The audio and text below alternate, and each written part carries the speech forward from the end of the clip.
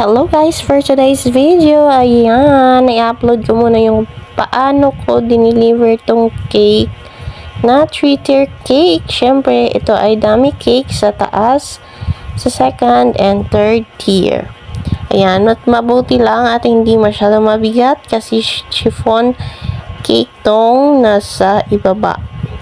Ayan, ilalagay ko na sa box at mini-make sure ko na hindi masisira o dumikit yung box sa ating cake.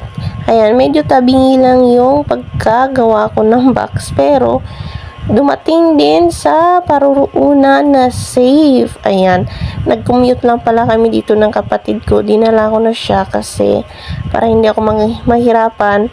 May tagahawak ng cupcakes at siya yung tagabuhat. Syempre, naghalit po na ako dito kasi yung panghawak niya hindi masyadong safe. Dapat hinahawakan siya sa ibaba at hindi doon sa mismong box na nasa gilid para iwas accident. Ayan, ganyan lang tayo guys. Nagpahatid na pala ako dito sa aking kuya kasi mabuti naman at dyan siya.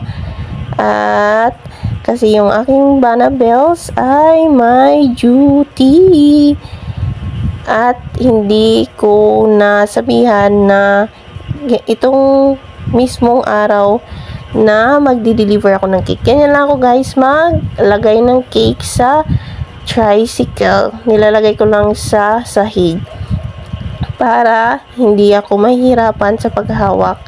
At kahit anong alog-alog yan guys, walang sira, mas matibay pa sa inyong relasyon. Charot. Ayan, kahit gaano pa kainit yung panahon, ang tibay ng icing ko, walang iba kundi Frosty Whip. Sana mag-sponsor. Charot.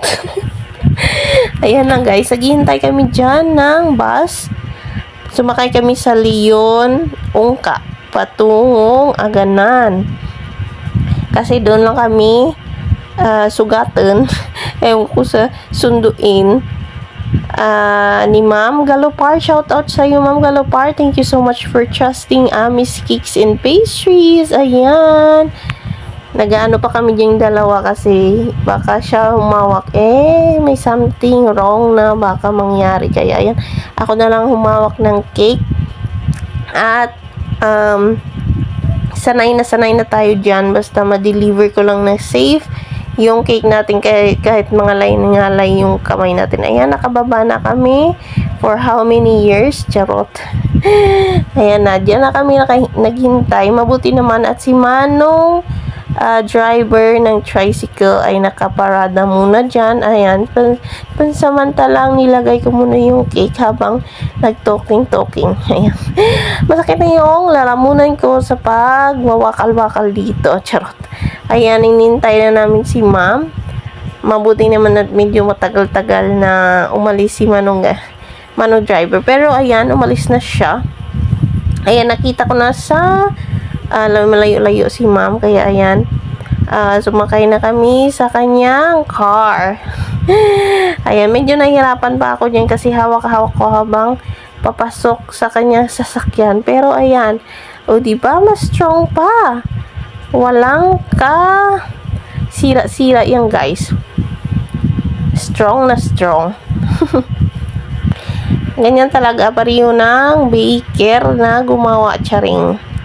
Ayan, nagchichika-chika muna kami dyan ni Ma'am Galopar kasi ilang taon din kaming hindi nagkita. Ayan.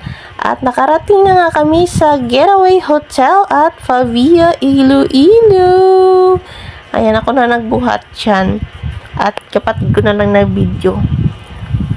Ganyan, ang ganda ng setup ng venue ni Ma'am. Papasensyahan nyo na nagbi-video. Ayan.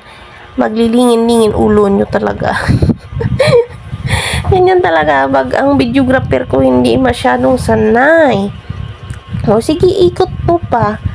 Ang nanonood nito, sigurado lingin ang ulo.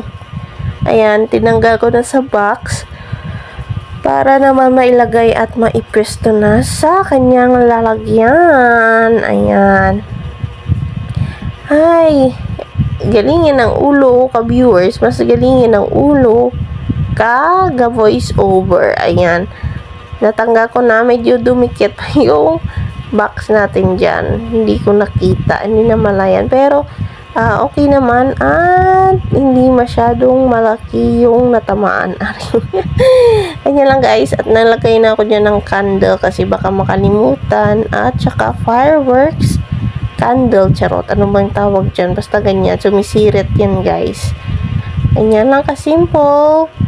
At thank you so much for trusting Amis Cakes and Pastries at napaka-happy ko at naging parte ako ng celebration nyo, ma. Love you. Oh, mwah. Please don't forget to like, share, and mag-comment na rin kung saan nakarating yung video ko, guys.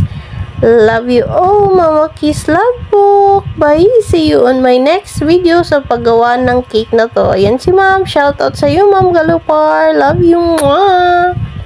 Thank you so much. Bye.